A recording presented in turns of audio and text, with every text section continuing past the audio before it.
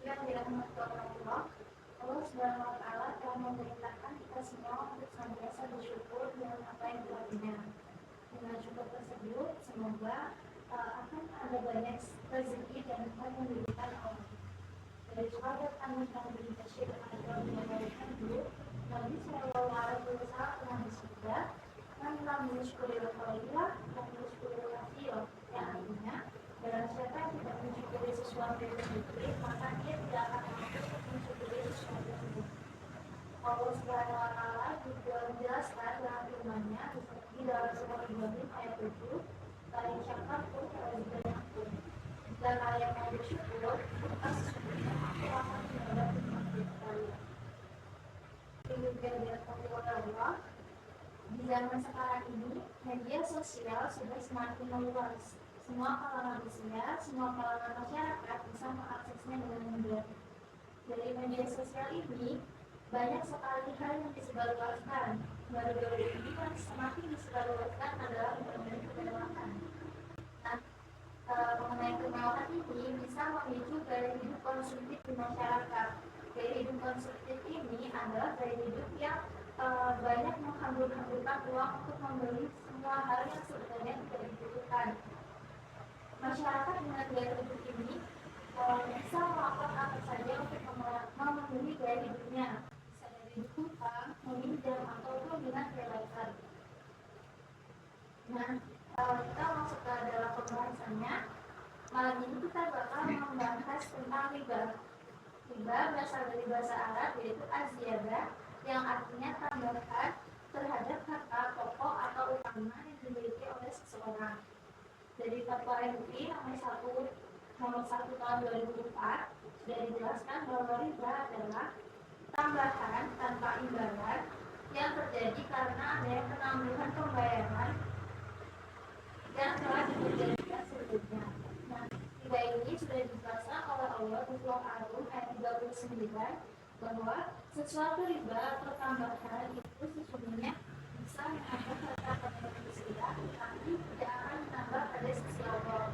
Dari ayat ini sudah dijelaskan bahwa riba itu tidak boleh.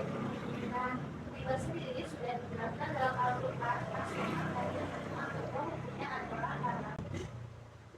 Begitu sekalian, bank konvensional di negara kita, tempat kita berhutang, itu rata-rata telah menerapkan sistem riba. Jadi ketika kita berhutang, maka akan ada bunga atau tambahan ketika kita harus mengembalikan uangnya. Riba sendiri ada beberapa macam. Yang pertama ada riba jahiliyah. Riba jahiliyah ini adanya jumlah yang lebih besar dari nominal yang kita hutang ketika kita membayarnya. Nah, biasanya riba ini ada karena adanya penangguhan atau tidak tepatnya pembayaran. Yang kedua ada riba. Nah, riba ini sistemnya bunganya sudah diperjanjikan sejak awal. Misalnya, ketika kita ingin membayar sebanyak 125 juta dengan pembayaran 2 tahun, maka bunganya sudah ditentukan sebanyak 30%. Nah, bunga ini biasanya menjadi persyaratan atau perjanjian dari seorang peminjam kepada kreditur atau pihak berhutang. Yang ketiga ada riba fadli, yaitu riba dalam kegiatan tukar menukar. Biasanya ini ada ketika lebaran. Itu ketika biasanya lebaran itu ada banyak jasa penukaran uang. Nah, jasa penukaran uang ini ketika kita menukarkan uang 200.000 dengan pecahan 2.000, kita tidak mendapatkan nominal uang pecahan 2.000 itu dalam banyak 200.000, biasanya hanya mendapat 180.000 atau 170.000. Nah, uang 30.000 atau 20.000 ini bisa disebut riba. Yang ketiga, yang keempat ada riba nasiah. Riba nasiah ini biasanya terlibat dalam transaksi jual beli atau juga dalam pembelian. Biasanya barangnya yang digunakan itu sama, tapi nominal berbeda. Yang terakhir ada riba, yaitu riba yang awalnya itu tidak terdapat kelebihan, namun ketika terjadi penangguhan pembayaran jadi terjadi kelebihan. Nah, riba ini bisa jadi contohnya yaitu ketika kita kredit motor, karena biasanya ketika kita membayar cash harganya itu sama, misalnya 25 juta, tetapi ketika kredit harga yang dibayarkan itu berbeda, misalnya 28 juta, 30 juta. Nah, kelebihan pembayaran ini disebut dengan riba. Di masyarakat yang konsumtif sekarang ini mudah sekali untuk terjerat praktik riba, karena dengan berhutang itu kita bisa mudah untuk terjeratnya. Lalu bagaimana agar kita tidak terjerat dengan riba?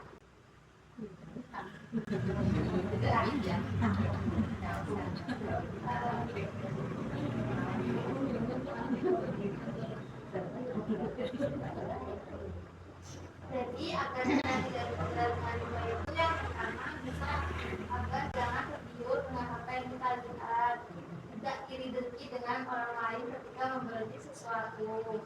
Yang kedua, agar kita memahami konsep riba. Jadi riba itu tadi yang katakan adanya penambahan dalam nilai harta manusia. Jadi ketika mungkin ingin berhutang dan dilihat itu ada terdapat bunganya, bisa itu dihindari. Terus yang ketiga adalah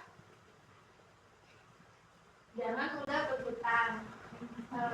Jadi misal kita ingin membeli sesuatu tetapi tidak mendesak, jangan mudah untuk berhutang. Mungkin bisa menyimpan uangnya dulu agar bisa membelinya secara cash, tidak perlu kredit seperti itu.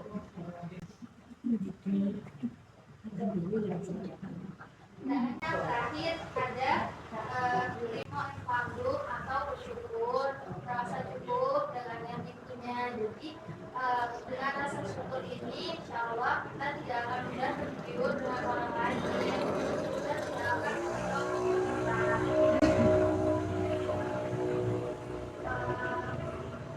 rasa syukur ini juga bisa menjauhkan kita dari gaya hidup konsumtif tadi. Jadi kita tidak akan menghambur-hamburkan uang untuk membeli barang-barang yang sebenarnya tidak diperlukan.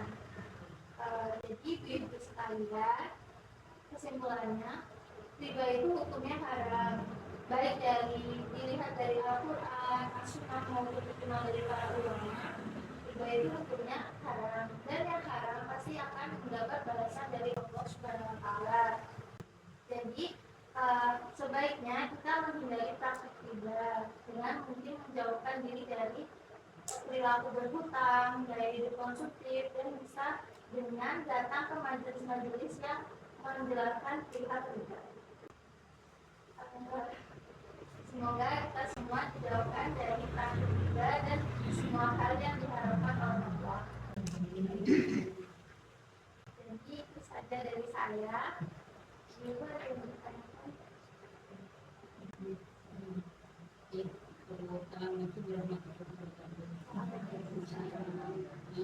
Dalam kita berkehidupan di dunia ini sebaiknya tidak menjadi, tapi kenyataan di iklan di Indonesia kan ada yang syariah, ada yang tapi secara kehidupan kan juga kelihatannya sama gitu, cuma katanya di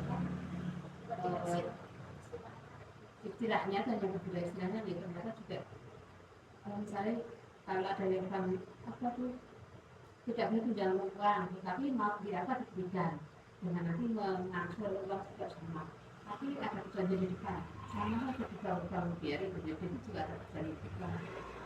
Jadi bedanya apa kan? Syariah dengan riba biasa itu juga, karena kan karena sudah gangguan apa berbeda waktu biasa misalnya saya karena tidak di ada biasa yang berbagian anu aku berbagian di alat bekas juga sama dengan yang saya sudah sama itu bedanya apa dan terima kasih bedanya Kalau dari yang saya pahami itu biasanya saya itu sebetulnya bukan juga ya. tidak sebutan gitu Iya, juga soalnya ketika pembayarannya juga bisa jadi jumlahnya sama. Beda dengan bank konvensional. Biasanya misal kita mau berhutang sebanyak 5 juta, biasanya kan itu ada bunga untuk pembayarannya. Dan itu sudah disepakati dari awal. Penambahan pembayaran itu 1 juta. Saya jadi rumahnya masih terbatas jadi sedikit saja yang saya tahu.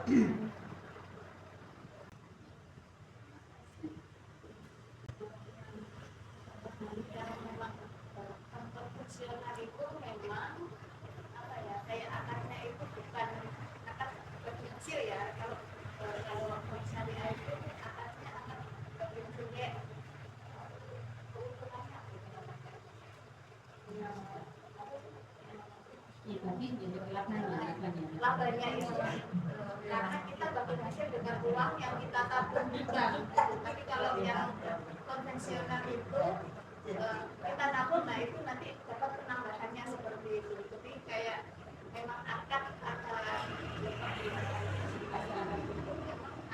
itu akar bagi hasil. Kalau bagi hasil kan tidak mengapa ya, tidak bukan termasuk riba. Memang berbeda akar kita kayak nabung nanti uangnya itu dibuat bagi hasil, dan kayak nambahnya itu berbeda dengan yang bank konvensional itu. Karena mungkin akar itu yang membedakan antara bank konvensional sama bank syariah.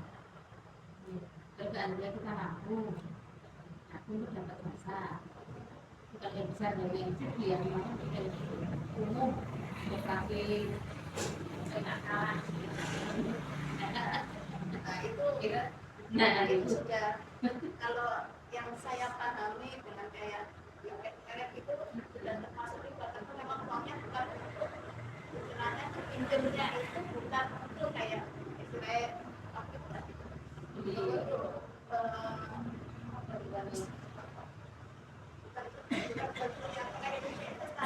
dan apa gitu bukan seperti itu. Jadi penambahan ya kalau mungkin di PKN menurut saya itu memang ya karena penambahannya itu ya termasuk riba karena memang pinjamnya itu bukan untuk istilahnya apa kegiatan modal atau kalau modal kan nanti bagiannya dari uang yang kita pinjam itu. Tapi kalau yang saya pahami mungkin di RT masing-masing seperti itu kan pinjam nanti ada nambahnya. Nah yang nambahnya itu sudah termasuk riba. dia juga berarti ke semua juga artinya Akarnya itu kan tidak sesuai dengan apa yang dalam Islam itu yang susah memberantas ya memberantas seperti itu karena mungkin ya istilah pemahaman itu dari seperti ini kalau dibilang tambah itu yang misalnya itu sudah dalam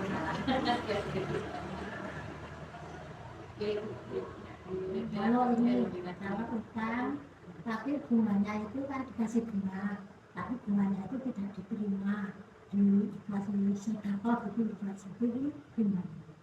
Cuma babonnya itu yang diterima, tapi bunganya itu dikasih tahu. berarti buat niat kan kalau itu berarti Ya dipasrahin dulu sih. iya untuk sodakohnya mungkin dari yang baik. Tapi kalau istilah yang pertamanya apa asalnya itu yang tidak baik karena meminjamkan dengan ada tambahan. Nah, yang namanya tambahan itu termasuk iya.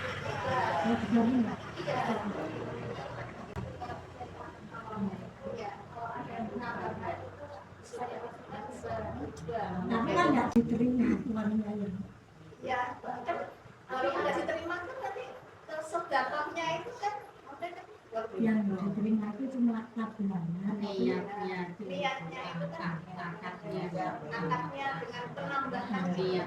termasuk lagi sudah tahu ada penambahan tapi tetap mau itu tetap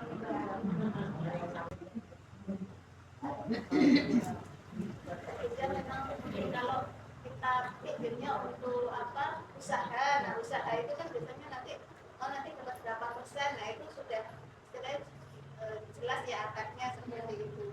Tapi kalau pinjamnya tentang usaha terus ada bagi hasilnya itu sudah penambahannya itu sudah termasuk itu. kalau pinjam yang besar memang banyak tapi yang PKK yang Ya mungkin kayak ya mungkin yang orangnya di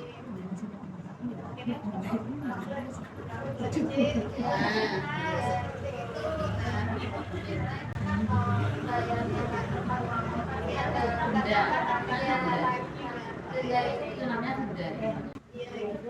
jelas sudah termasuk juga karena ada penambahan. Ya, jadi tidak hanya kita pinjam untuk modal itu begitu. Ya, tapi kan ada bagi hasilnya itu, jadi modalnya yang pinjam untuk modal, nah itu nanti ada bagi hasilnya. Ya, harusnya tidak pusing kan karena sih Kalau ilmunya masih kan masalah pribadi, karena itu harusnya ini dan Tapi kalau di RT tempat saya itu nabung katanya 10.000, besok pulangnya ya cuma 10.000 nggak ada amannya. nah itu itu namanya tetap nabung. Dan lebih sifatnya jangan berbuat seperti dan ini dan ya kita berdebat sampai berapapun lamanya juga tetap ada yang setuju dan tidak dan masing-masing itu memberikan argumentasi yang kuat misalnya seperti itu asli mengenai masyarakat mengenai tapi ada itu memang saling saling berargumentasi dan tentunya dari masing-masing untuk bukan menghalalkan tapi untuk menjalankan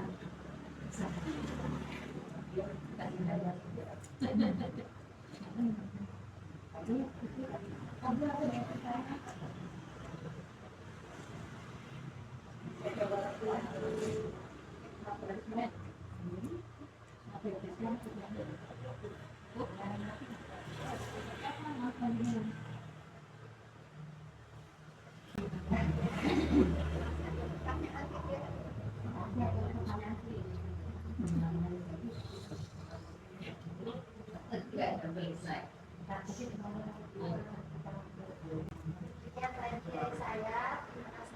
dulu kalau ada ukurannya, kalau ada pertanyaan yang kurang bisa saya jawab, saya mohon sebesar-besarnya. Jika ada lebihnya, semoga bisa mengenal yang belum menjadi baik. Yang lebih sesungguhnya dari Allah dan yang belum sesungguhnya dari saya pribadi. Assalamualaikum warahmatullahi wabarakatuh.